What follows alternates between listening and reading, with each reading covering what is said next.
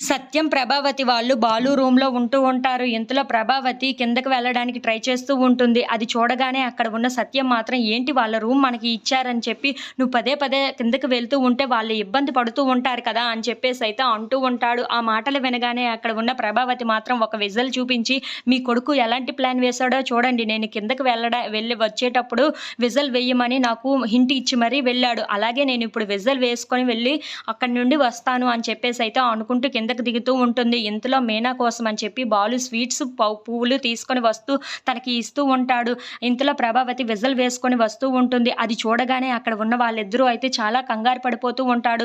ఇంతలో అక్కడ ఉన్న బాలు వాటినైతే దాచేస్తూ ఉంటాడు. ప్రభావతి కిందకి వచ్చి మీ మామయ్య గారి కోసం అని చెప్పి పాలు తీసుకొని వెళ్ళడం మర్చిపోయాను.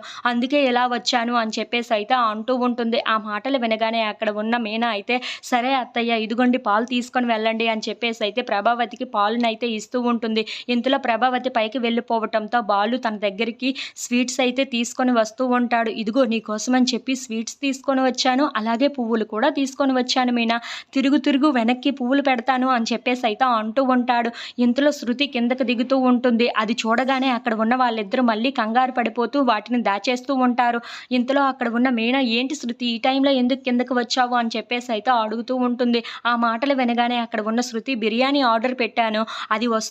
అందుకనిసే ఇప్పుడు ఇలా వచ్చాను. సారీ మీనా డిస్టర్బ్ ఏమైనా చేశానా అని చెప్పేసైతే అంటూ ఉంటుంది.